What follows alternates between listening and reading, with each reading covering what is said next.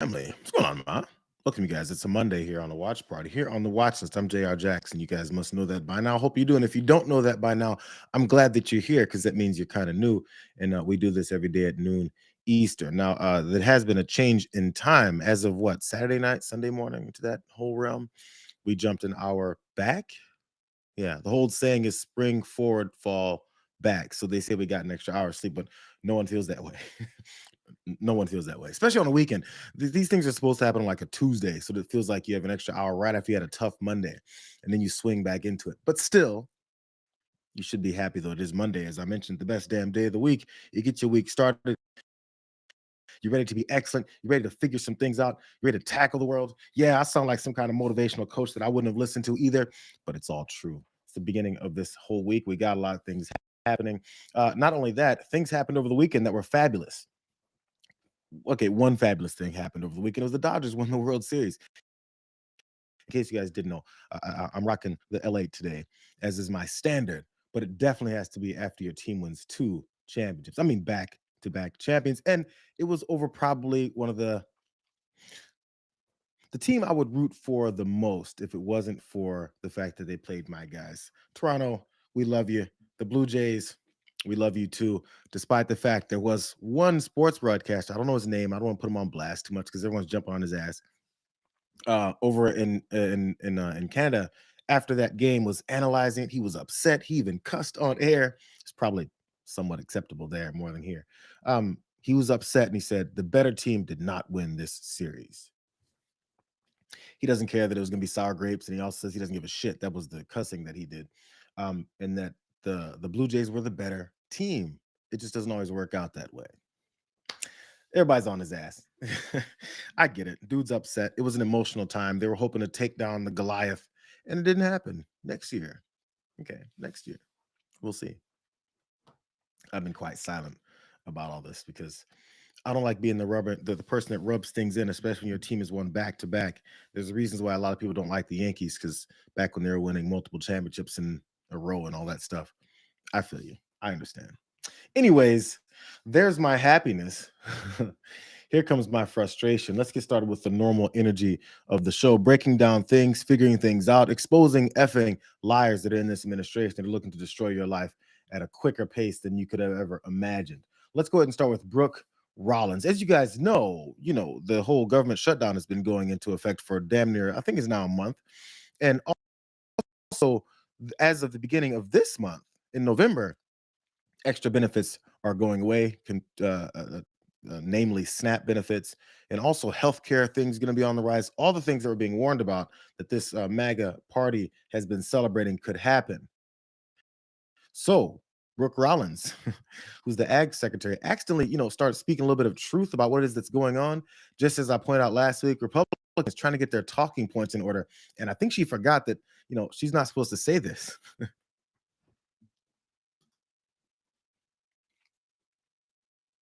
The problem is you have an extremely corrupt program.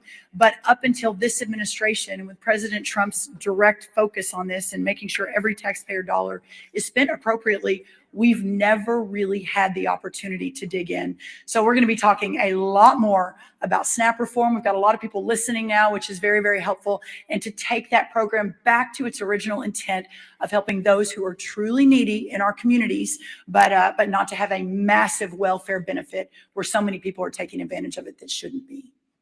The problem is you have an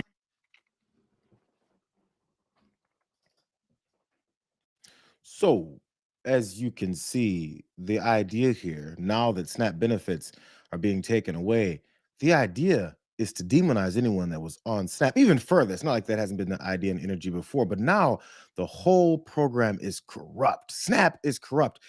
The only thing I'm upset about by seeing this is that I didn't predict it because it's pretty obvious.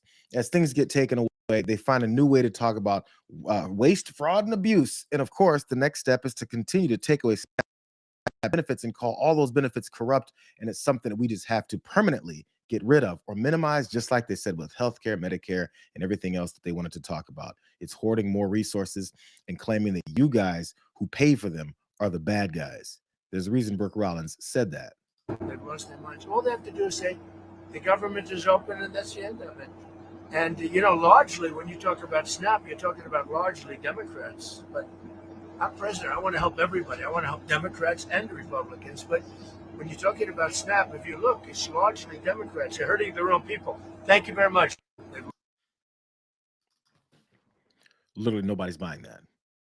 Nobody's buying that. The only people who listen to that and move on and nod their heads are like, "Oh, that's another lie." I can tell. Hopefully, in whatever circles that I'm talking about this in, maybe in my keyboard warrior moments online. But Donald Trump apparently says it's mostly Democrats that are on Snap. So since it's mostly Democrats that are on Snap, and also there's somehow the elitist granola crunching rich people who are exposing who are using your money for their own lives while giving you the short end of the stick. Somehow they're both the poor folks on Snap and then also the rich people that are screwing you over.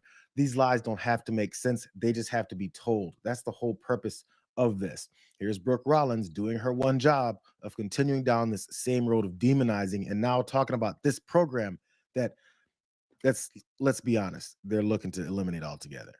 Day one of USDA, February 13th, is we sent letters to every governor in America being very clear that no illegal aliens can use SNAP. Zero, zero, zero. We asked every state for the first time in history, and this was in February, to send us their data and let us, with Doge and a war room, actually start going through this data to better understand how this explosion of SNAP benefits happened under Joe Biden. We increased almost 40% on this program in just a couple of years under the Biden administration. Of course, we know they were trying to buy the election, but that's a conversation for another time. And since we have asked for that data, 29 states have complied. Of course, almost all the red states, a couple of couple blue states too. But in that data, and I haven't talked about this yet publicly, in that data we've studied about $100 billion in spend. We have found thousands and thousands of illegal use of the EBT card. We have been moving people off of SNAP. We've got almost 700,000 people, I think, we've moved off just since the president took office. We've arrested about 118 people. So this has been ongoing. But Rachel, to your point, what this conversation has allowed is a national spotlight on a broken and corrupt program. We found one guy in 6 different states getting a benefit. We found about 5,000 people that are dead who are still getting benefits. Like, it is time to drastically reform this program so that we can make sure that those who are truly needy, truly vulnerable, are getting what they need, and the rest of the corruption goes away and we can serve the American taxpayer. You notice this same line of attack?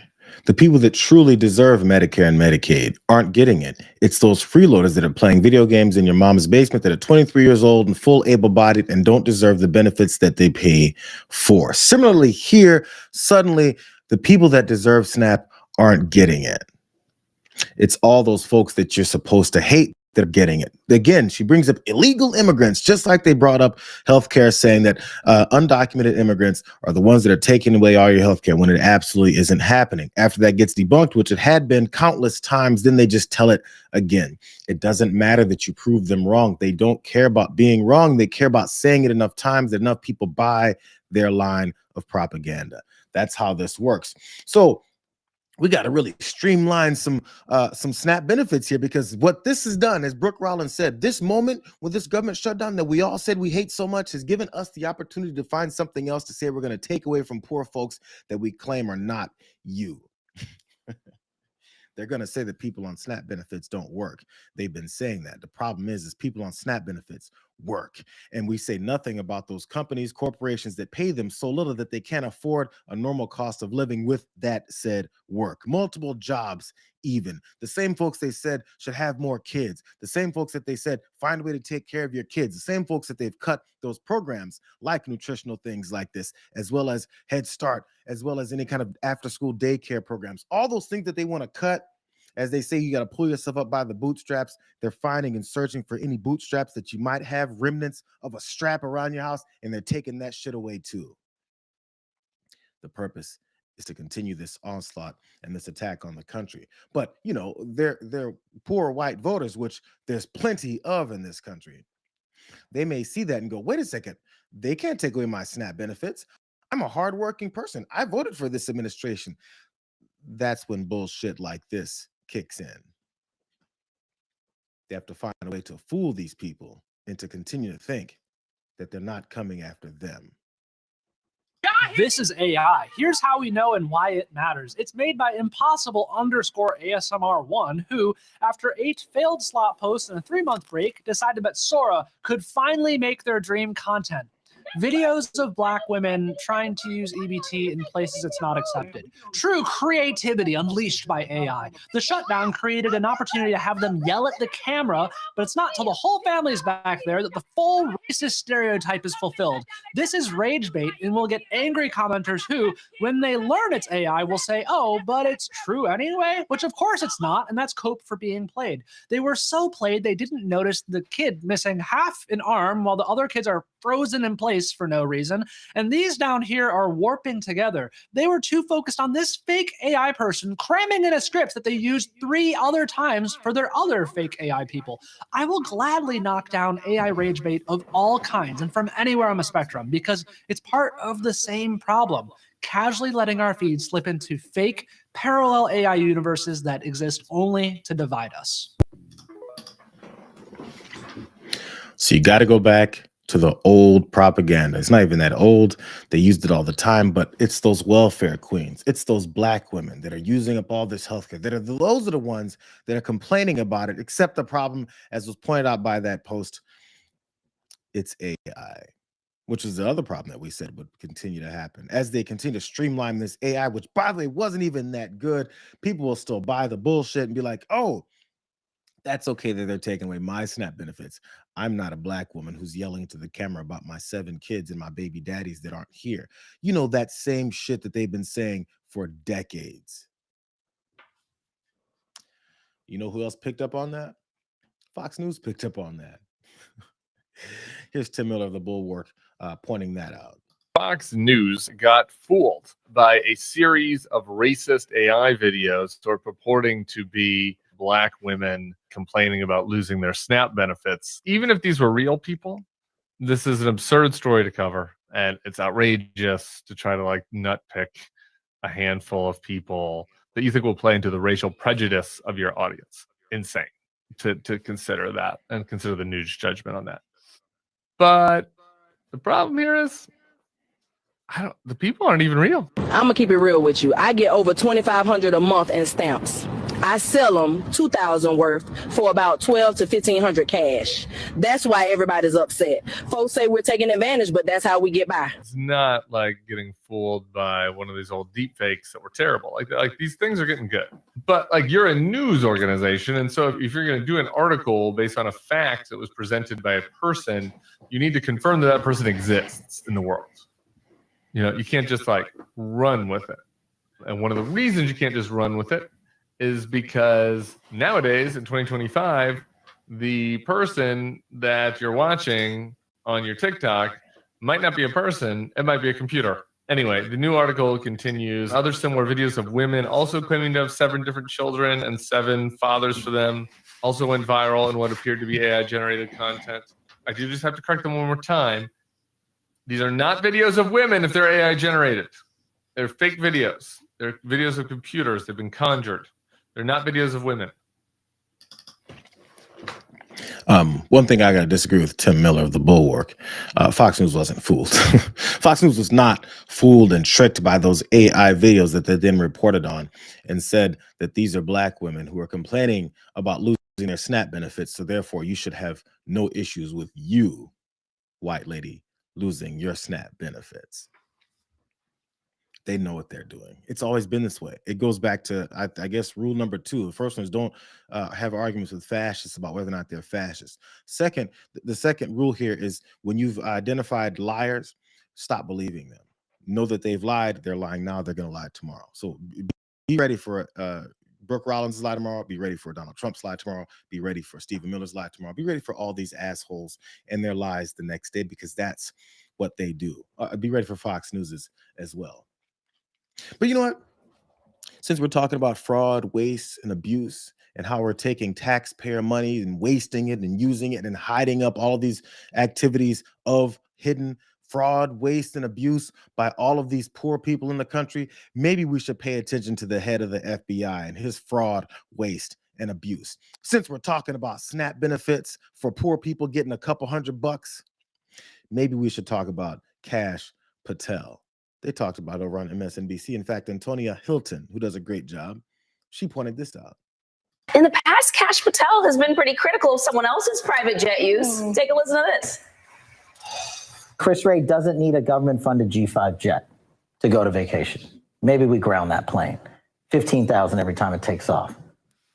Just a thought. Go take their money. Chris Wray doesn't need a private jet. We're not the guys running around on private jets. And somebody maybe in Congress should ask for how many flights on a private jet Director Comey took, or my predecessor Director Wray took, and how many personal trips they took. Maybe you guys are wondering what Antonia Hilton was talking about and why she ran that compilation of Kash Patel talking about previous use of private jets by agency officials, specifically his predecessors as the head of the FBI. Private jets. He said a lot about it, but this is what's going on right now. The FBI, the current FBI, run by that guy who was talking all that, forced out a senior official overseeing aviation shortly after Director Kash Patel grew outraged about revelations of his publicly available jet logs. They indicated that he'd flown to see his musician girlfriend perform. That's what 3 people familiar with the situation said. You know, they probably got fired too, in case they want to make sure that they're going to stay anonymous as they expose this corrupt piece of shit. I'm sorry, also hypocritical. Here's more. Stephen Palmer is the guy. He's a 27-year-old veteran of the FBI, 27-year veteran of the FBI, and he became the 3rd head of the Critical Incident Response Group, which includes FBI pilots to be fired or removed on Patel's short regime. They've been getting rid of a lot of folks that don't cozy up and allow this guy to do anything that he wants. Or maybe if they check into who they are, they go, wait a second, you're not a Trump loyalist. This fascist regime needs loyalists. Here's the last bit of this information on Kash Patel and his corruption. He was angered this week by social media posts and news calling attention to his use of that FBI jet that arrived in State College, Pennsylvania, where his girlfriend, country music artist Alexis Wilkins, sang the national anthem at a wrestling match. Those other folks also gave this information out of fear of retaliation, so they didn't give their names. Palmer was told that he needed to immediately resign or be fired, which the individuals said was at least partially connected to Patel's fury over the negative media cycle on his personal travel on our dime to go to wrestling events and to see his girlfriend perform. So, I mean, not to be short on talking back, Kash Patel always has an answer. No matter how bad it is, or no matter how obvious it is that he's being hypocritical as hell. Here's what he said in response to this. He just got busted, by the way. Kash Patel says, I'm proud of the work of this FBI. We're taking violent criminals off the streets in record numbers, crushing the fentanyl crisis, dismantling cartels, saving children, hunting down terrorists, and so much more. So much more, like going on private jets to see my girlfriend perform because I'm a leech on our society. Here's more. He says, let me be clear. We will not be distracted by baseless rumors or the noise from uninformed internet anarchists and the fake news. I've always said, criticize me all you want, but going after the people doing great work, my personal life, or those around me, is a total disgrace. The disgustingly baseless attacks against Alexis, which is a true patriot and the woman I'm proud to call my partner in life, are beyond pathetic. She's a rock-solid conservative and a country music sensation who has done more for this nation than most will in 10 lifetimes. I'm so blessed that she's in my life. Here's more. Attacking her isn't just wrong, it's cowardly and jeopardizes our safety. My love of family will always be my cornerstone, and you will never tear that down or keep me from them. And he talks about the FBI's laser focused on more of the things that they're not laser focused on. I mean, the laser focus is on protecting Donald Trump's ass. But how about this elitist piece of shit? He's going to tell you that his girlfriend, who performs and sings at the national anthem at whatever events, has contributed more to this country than you have. F you if you're a veteran, F you if you paid your taxes your whole life, F you if you run a business, F you if you've contributed by help building someone else's business. She's done more than you have in 10 lifetimes. How about an elitist, a pompous piece of shit this guy is? You get busted for misusing jets for personal use, and you go to attacking the American people for being upset about it. When are we going to kick this sorry sumbitch out of his position? When are we going to stop listening to these liars who tell you everything I was doing was on the up and up? I can't believe you guys would bust me for it. I mean, it worked for his president. As he got busted consistently, he kept saying, how dare you bust me for my criminal activity? Why would you do such a thing? But the cowardly part, as he pointed out in that post, as he said, was coming after him in his personal life. Maybe your personal life shouldn't include using private jets on our dime. Those things kind of mix up, so it's no longer your personal life. It's our money. But outside of that, your cowardly behavior in trying to stand behind your woman that's done 10 things, 10 times more of lifetimes of anyone else, that's the cowardly thing. Hey, own up to your mistake, bro. Say it's your fault. Say you're never going to do it again. No, what he's going to say is I'm going to hide behind my woman like a little bitch and say that you guys are attacking her. Nobody's buying this anymore. Anybody that's accepting this is doing it because they just want to. They don't actually believe what he's saying. I was going to read what Ben Williamson, who's the assistant director for public affairs at the FBI, also said, but it was a lot more of this anger about how people shouldn't be coming for Kash Patel because do you know who he is? Fuck these guys. So tired of them. But since we're talking about this most transparent FBI ever, which by the way is still hiding and covering up the Epstein files, while Kash Patel and Dan Bongino, who's nowhere to be found, continue to be afraid of even mentioning it, this is something else that Kash Patel is doing in this most transparent FBI of all time. After he was saying that they're coming after him unfairly, this is his move afterwards. Not only just firing the guy who exposed him, but then doing this. He's asking to halt public tracking of government-owned jets after using it last week to fly out with his girlfriend for those performances. That's his next step. Let's change the rules rather than me change my behavior because you guys busted me. But the Ag Secretary, Brooke Rollins, and Donald Trump want to talk about how SNAP beneficiaries are screwing the system and taking $175 from you. I'm gonna play this. It was in that compilation that they had on MSNBC. But just really for clarification purposes, after you've heard all that Kash Patel did and responded to, he said this before he was in his position of power, talking about who was in his position before him. Fair, and I'm not saying take all their funding. I'm not the defund everything guy. I'm just saying Chris Wray doesn't need a government-funded G5 jet to go to vacation. Maybe we ground that plane. $15,000 every time it takes off. Just a thought. Minimum. Fair, and I'm not. Seems he doesn't have that thought anymore. Now the thought is hide my personal jet travel on your dime. Hide it. Because these are the principled folks in our country. It's literally impossible to argue against what is it's happening. And do you like spending your money on that? Or would you rather spend your money on things like reinvesting in the country? Maybe even on these SNAP beneficiaries, which many folks are one of. It's not going to be pretty, bro. But they keep playing in your face. How long are we going to keep letting them play in our faces? Here, let's move on to this next story. I got a lot to talk about today. That same agricultural secretary, Brooke Rollins, she accidentally slipped up, just like what was happening before. She's talking about the situation in the government. She's talking about how horrible things are, and she reveals whose fault it is. I can't believe they keep doing this, but at least lion-ass Mike Johnson was standing there. Because reality is setting in for a lot of people this weekend. So what do you say to the millions of people who stand to lose their food stamp benefits? What should they do? My message to America is first, the fact that your government is failing you right now. That poverty is not red or blue. It is not a Republican or Democrat issue. Doesn't matter who you voted for or even if you voted.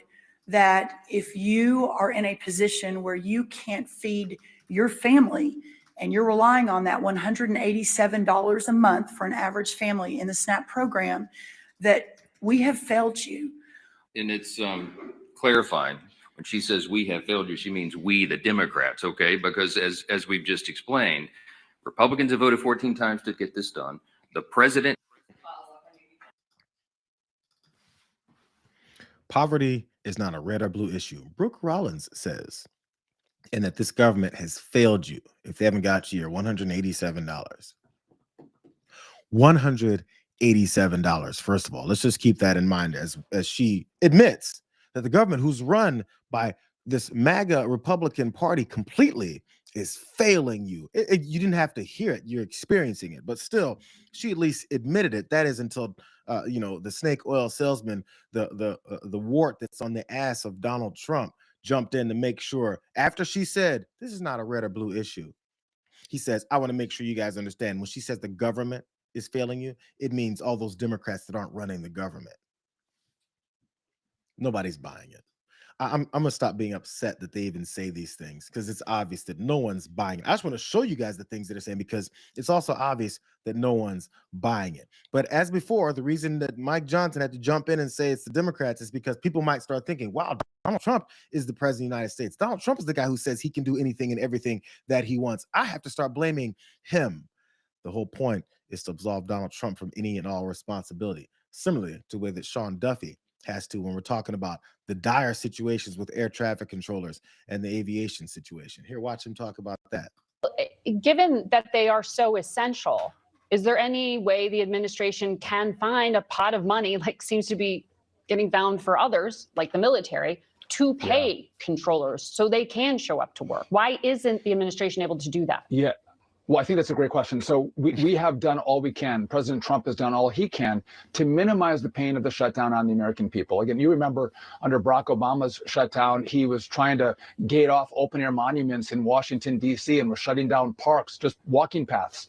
President Trump has tried to make it less painful on the American people. So we're looking for pots of money to pay essential workers, but there's really strict rules around what money we can use and how we can use it, and we have to follow the law.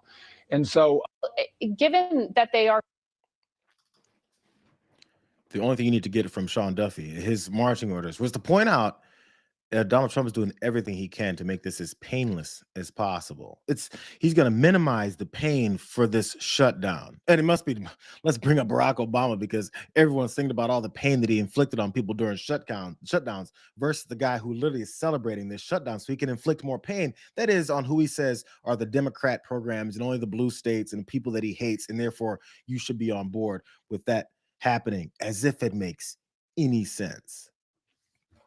But since he's talking about how Donald Trump wants to lessen the pain on so many folks here, let's see exactly what's happening with these SNAP benefits and the pain that's been inflicted on folks, and Donald Trump's response to that pain being inflicted, and see if it has anything to do with what Sean Duffy said, and he's trying to minimize it.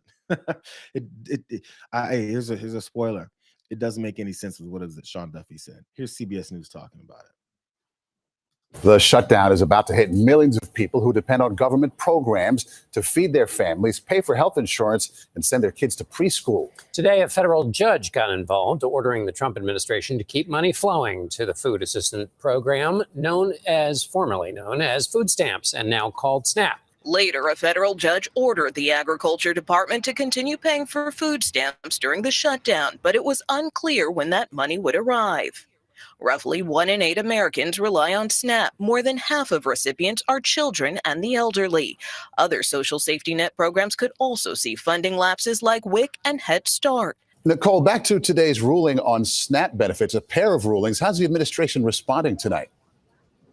well, President Trump just responded a short time ago. He says he's asking his lawyers to get clarification from the court about how it can legally fund SNAP. And he said if it gets the appropriate direction, it would be his honor to provide the funding.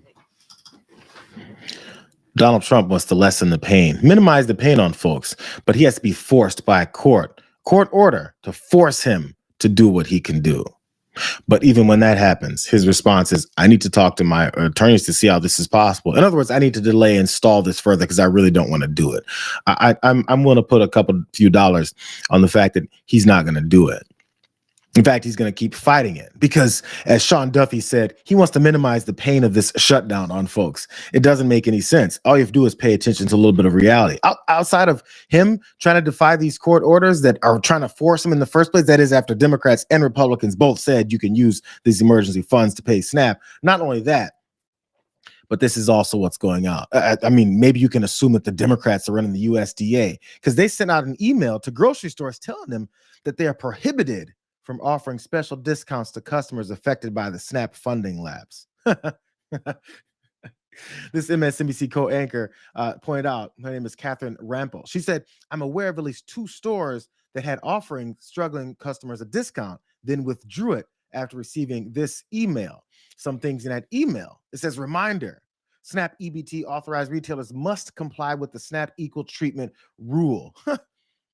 It says you must offer eligible foods at the same prices and on the same terms and conditions to SNAP EBT customers as other customers, except that sales tax cannot be charged on SNAP purchases. You cannot treat SNAP EBT customers differently than any other customer. And lastly, offering discounts or services only to SNAP paying customers is a SNAP violation unless you have a SNAP equal treatment waiver.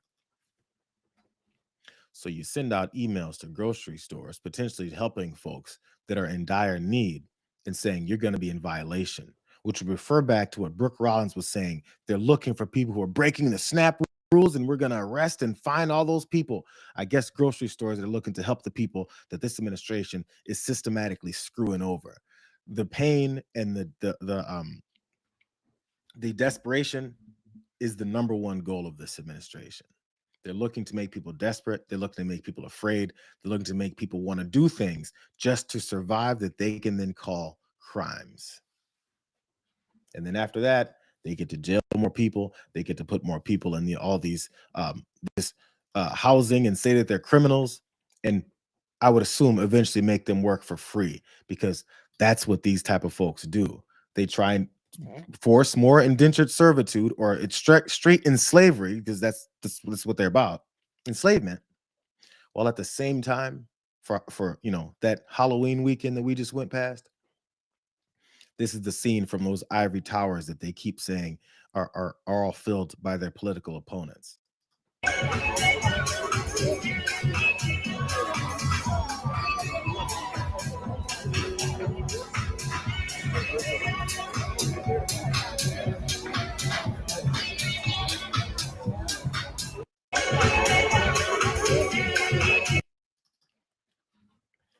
We got half-naked women spinning around in a big-ass champagne glass. We got a bunch of rich folks standing around having looks pretty boring time, but to them, a really good time. All this while the President of the United States, according to Sean Duffy, is trying to minimize the effects of this shutdown on regular Americans. That is when he's not doing that, but he's making sure that the pain is increased while he and his buddies are there partying, laughing, chucking it up. And the reasons why they continue getting away with laughing and chucking it up is because, one of these elitist assholes, Scott Bessent, as he looks down upon you as if you're a subhuman to him. This is his answer from Jake Tapper asking him about their lavish ivory tower parties. Obama is out on the campaign trail, and not surprisingly, he's been pretty critical of President Trump. Take a listen. He has been focused on some critical issues like paving over the Rose Garden so folks don't get mud on their shoes and building a $300 million ballroom.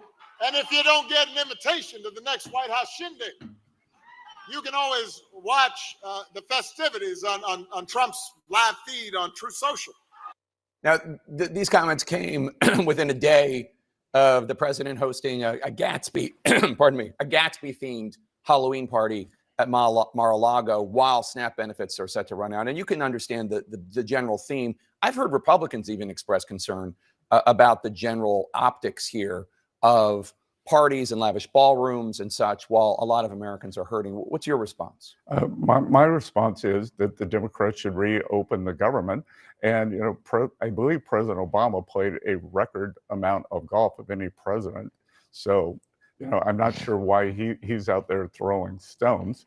And, that it's unfortunate. We've got 52 Republican senators who have voted to reopen the government, 3 brave Democrats, and I'm calling here on 5 moderate Democrats to be heroes. Let's reopen the government. This week. Did you hear Jake Tapper challenge him on that obvious lie? Did you hear Jake Tapper say, wait, what do you mean he has the record for golfing? When your president, the guy that you work for, he broke the record during his first term, and he's broken his own record again now, and he's only an hour, a half, almost a damn year in. The guy golfs every weekend, and the excuse is always, well, he deserves to burn off a little bit of steam. It's a hard job stealing from the American people on a constant basis, going in front of cameras and lying, pushing this much propaganda and expecting people to believe it is exhausting work, but it's all he does. But he deserves to go golfing. And for some reason, Jake Tapper can't take 5 seconds to say, well, that's not true. Can you actually answer the question? And what does you reopening the government have to do with you guys having lavish parties at Mar-a-Lago with women dancing in wine glasses as you guys act like you're Christians and say, oh my God, I'm praying to God that I can actually get that woman out of that glass later. So while they're doing all that, he's talking about reopening the government and not answering the question about their let them eat cake parties. Because these are the elitists that they keep warning you about. They are the folks that they keep telling you are coming to destroy your country, take your money, and kill your family. These are the people. They're right in front of you, and they keep telling it to you. That is, until they lie to your face afterwards. That's why. So as this continues on and people get more desperate, they're going to get what they want. I mean, they started the violence already, but they're going to get what they want. Let's move on. I think we're motoring a little bit here. Let's make it happen here. So we've got issues with the government shutdown, right? We already talked about that, right? We've got how they're partying it up and flicking middle fingers in everyone's faces. We've got the obvious corruption from Kash Patel. But as all that's happening, again, as what was detailed in Project 2025, the whole purpose here of this administration is to flood you with havoc, chaos, insanity, and illegal activities, so that as people are chasing down all those illegal activities, you might start forgetting about the big time things that they're doing. This is one of those big time things that they're doing that continues to progress. We talked about it last week, but here's even more.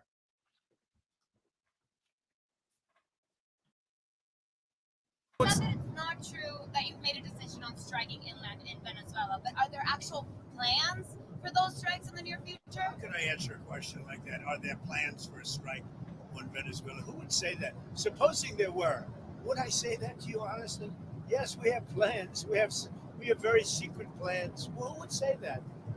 What kind of a question is it? Look, we'll see what happens with Venezuela. Venezuela sent us thousands and thousands, hundreds of thousands of people from prisons, from mental institutions, drug addicts, and so did other countries. That's the bad. I mean, other countries did it too, because we were run by very stupid people, very, very stupid people. Biden was the worst president in the history of our country by far. We had open borders, and many countries, the Congo, many countries, they sent their prisoners. They sent prisoners, they sent drug dealers, they sent drug addicts, they sent anybody that they didn't want. They sent them through our country. And Venezuela was one of the worst abusers.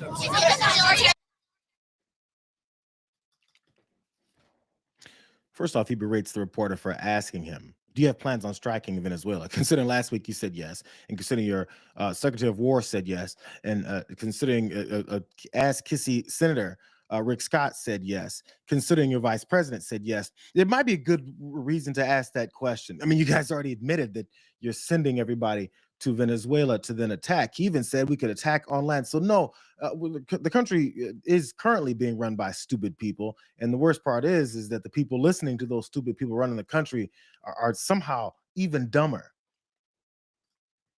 I mean, maybe if they had a nice signal chat, it'd be really easy to get that information that Donald Trump apparently is calling top secret. Here's that dumbass, Pete Hegseth.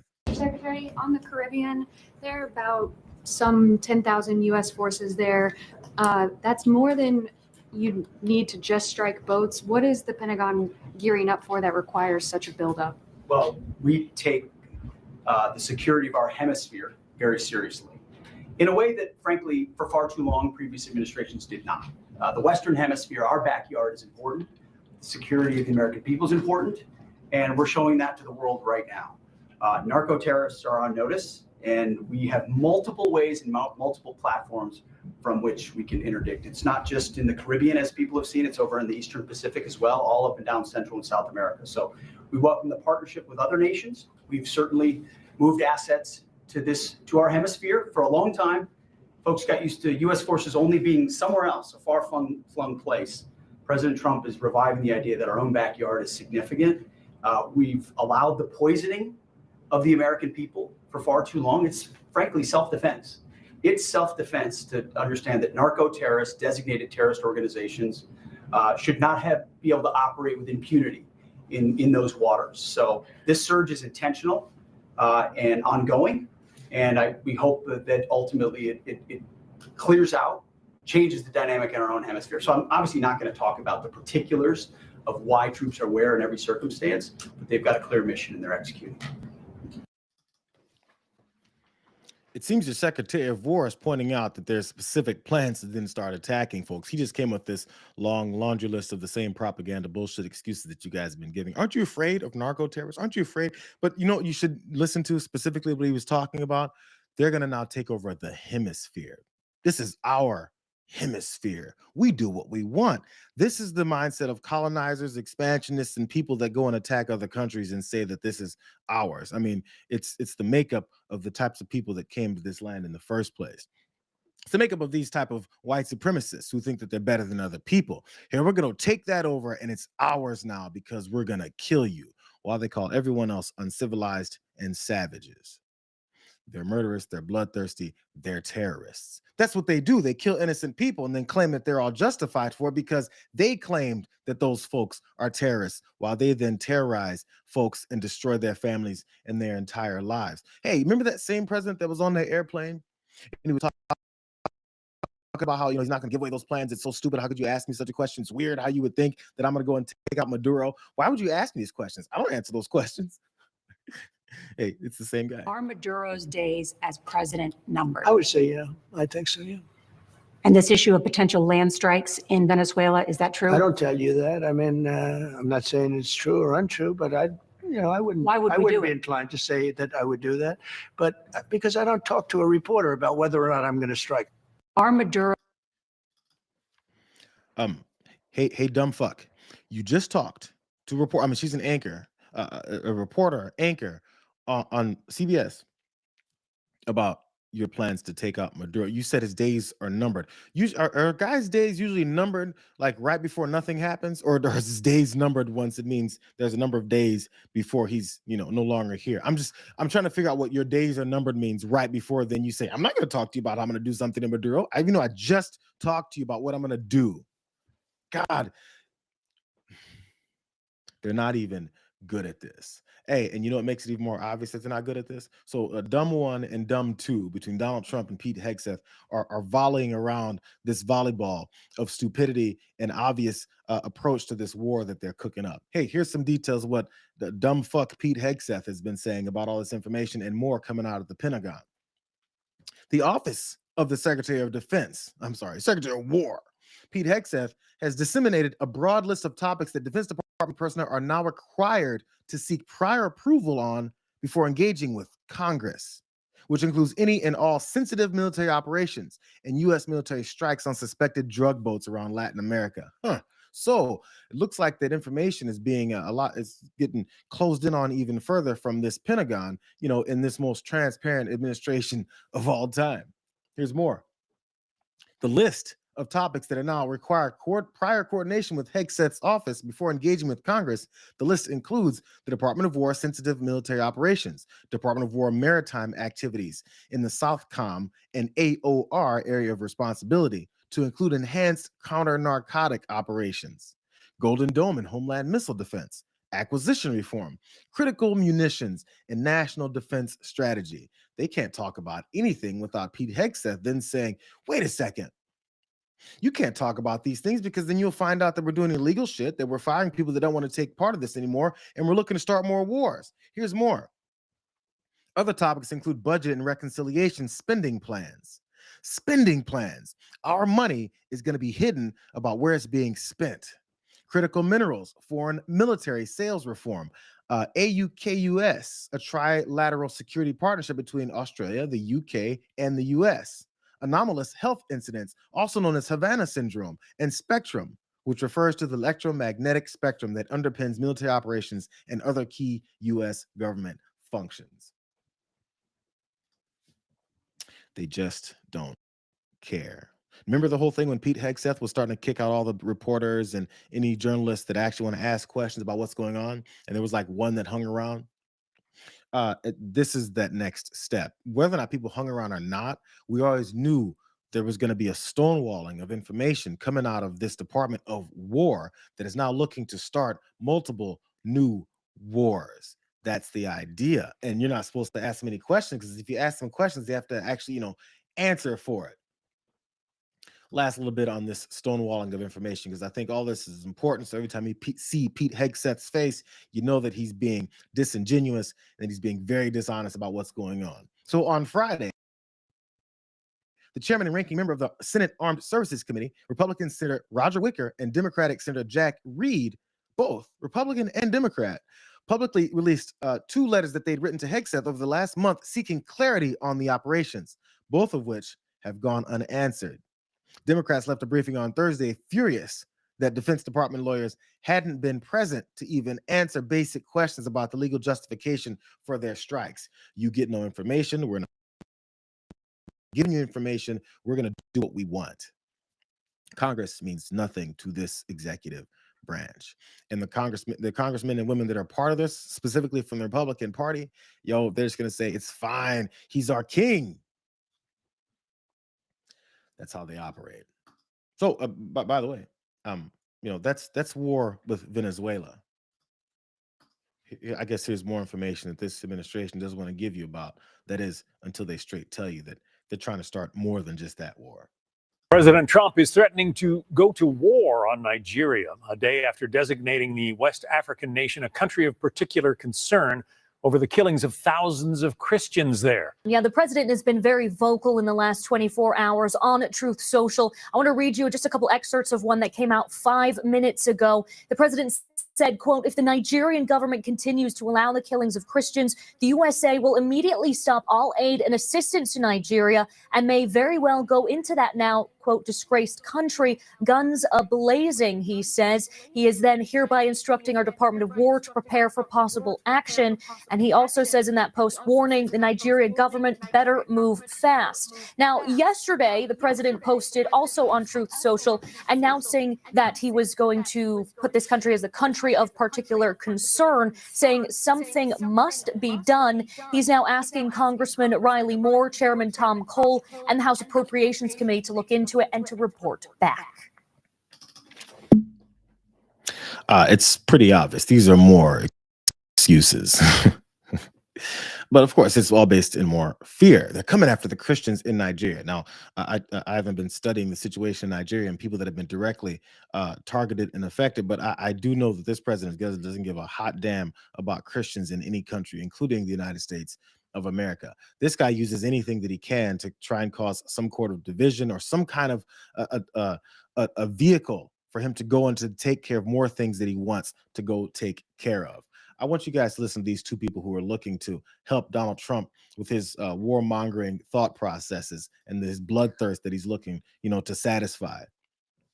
Pay attention to these 2 folks, and this is what he's hoping will continue to become the norm of propaganda pushed his way to allow him to do these things, to now go into Nigeria.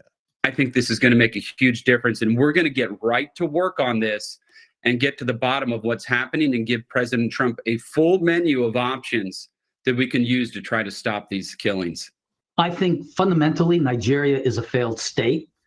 Corruption is simply out of control. So are the kinds of resources that should be there. It is a major exporter of oil, so it should be a rich country, but a lot of it gets diverted through corruption. So they don't have the resources in order to provide their security forces what they need in order to fight back. It's a failed state. It's full of corruption. As we've got an FBI director who's shutting down all information and information towards his private jet use, as we've got the Department of War cutting off all information from reporters talking about their nefarious illegal activities as they murder people internationally across the world, as we've always done. So as that's all happening, these two guys, the first one was Congressman Riley Moore. So he's a congressman who's kowtowing to him, and he's ready to, I have nothing else to do except for work for my president. And the Heritage Foundation senior fellow Max Primorak. So again, the Heritage Foundation, given the talking points of talking about failed states and how they're an oil-rich nation, it's almost like we're attacking places that have resources that we're looking to pillage more of, and all we need is an excuse. If someone wants to pillage the United States of any resources and they look at the leadership, they could be like, look at this corrupt, nepotism-based leadership within the United States. It's also surrounding Donald Trump and his kids who've made $5 billion, who've been pardoning people who've helped them with their crypto fascist approach to their government, who've unleashed military people on streets and are attacking United States citizens and are demanding papers. This is a terrorist organization running the United States. This is a corrupt administration. They just got enough people that are helping them out. Therefore, they should attack the United States of America. Think about the hair that would get pulled. But the United States can talk about other corrupt leaderships in other parts of the world and say we're going to attack because they're attacking Christians. Maybe there should be like a compilation of all the Christians in the country who were upset about what it is this country's doing and how they're being attacked. Maybe that one priest, I believe she was, when this guy got inaugurated and he went to the church and she told him to please be sympathetic towards folks who are less well off than you, the undocumented folks that are here. And they took it as like this affront to their presidency. Remember that woman? She was like a priest. They attacked her too. So trust me, this sumbitch. No, don't trust me. Listen to him.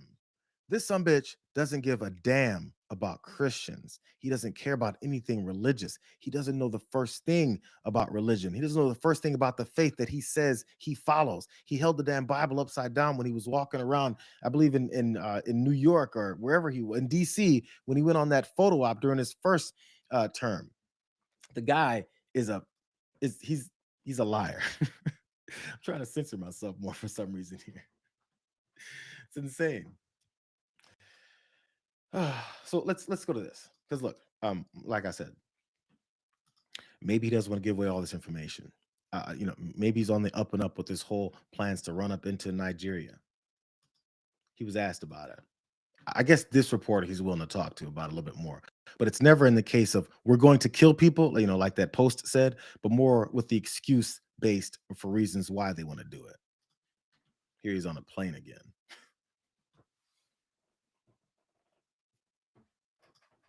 To ask you, do you envisage US boots on the ground? Could be. I mean, a lot of things I envisage, a lot of things. They're killing record numbers of Christians in Nigeria. And they have other countries very bad also. You know that part of the world, very bad. They're killing the Christians and killing them in very large numbers. We're not going to allow that to happen. It's generic propaganda talking points. How many numbers of people? Very large numbers. They're killing Christians indiscriminately. Very large numbers. We got to do something about it. I mean, a record number. What was the previous record, Donnie? And what's the current record that's been broken? So you can have this outlandish declaration of what is that's going to happen, and therefore we have to do something. Why do we have to do something about it? You know how many people are getting murdered all over the world since we're not doing anything about it? And every time we have this interventionist process, I hear a lot of people talk about how we're not supposed to police the world. That is until Donald Trump wants something from these parts of the world. That that failed state of Nigeria that the United States will be joining very shortly. Here's Lindsey Graham. Do you guys remember Lindsey Graham talked about how Donald Trump is going to destroy the Republican Party and potentially the whole country, and we'll deserve it? Remember that? This is him now. So I just want to say I feel good about the Republican Party. I feel good about where we're going as a nation. We're killing all the right people and we're cutting your taxes.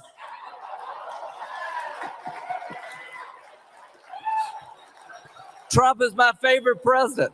We've run out of bombs. We didn't run out of bombs in World War II.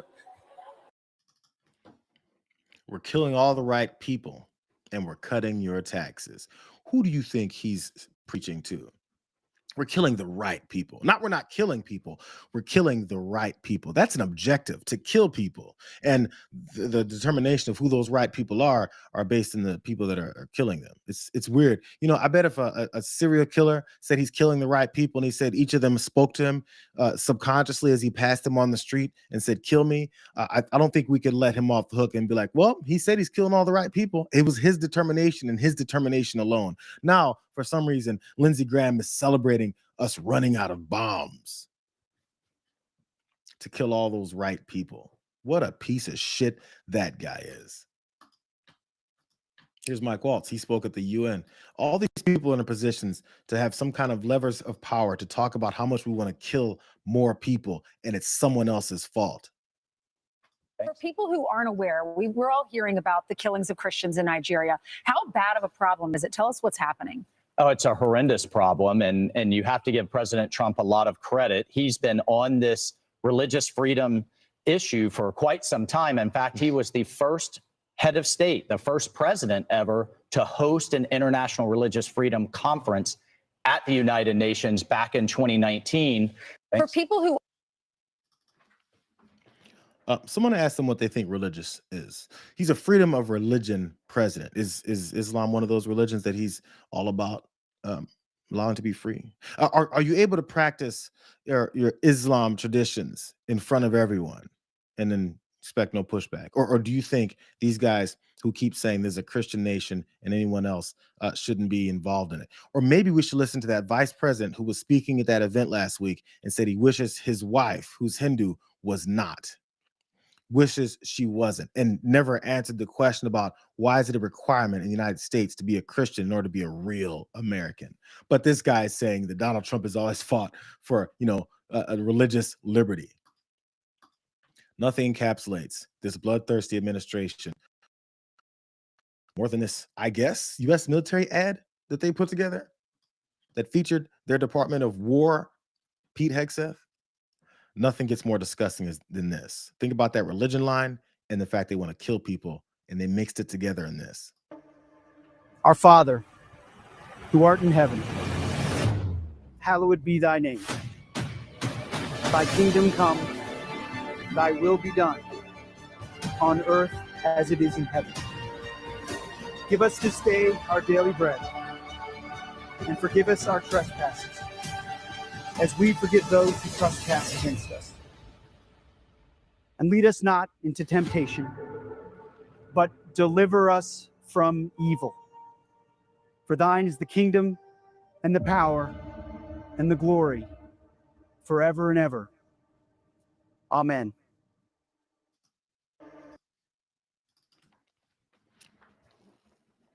That's that can be considered using God to murder. The Department of War. You're going to give that prayer, recite that while you're depicting people diving in to murder. Indiscriminately. Who knows where they're diving in? Who cares? We're the United States of America. We can kill you and say God told us to. It's weird. It sounds like those radical Muslims that we always talked about using the name of God to kill people. When you're the American Taliban, it's okay. As long as Jesus is screamed as you shoot someone in the face, it's okay. It's almost like they're like the Nazis. Okay. Happy Monday, everyone. I'm going to hang around another hour and a half, but not here. I'm going to hang around over on the damage report. I'll be over there in a second. I did have one more story, but obviously that's not going to get done today. Maybe I'll save that around for tomorrow, but I'm glad you guys were here. If you just now showed up and didn't know we do this every day, we do it at noon every day leading into the damage report. Tell all the dragons about it in case you aren't one. But also, before you guys take off, before I do it myself, I'm going to do it too. I'm going to like this stream because half the time I don't. Yeah, there's another like. And I want you guys to remember we do this every day. Share it as well. The videos will be up later on the watch list channel as well. Glad you guys were here.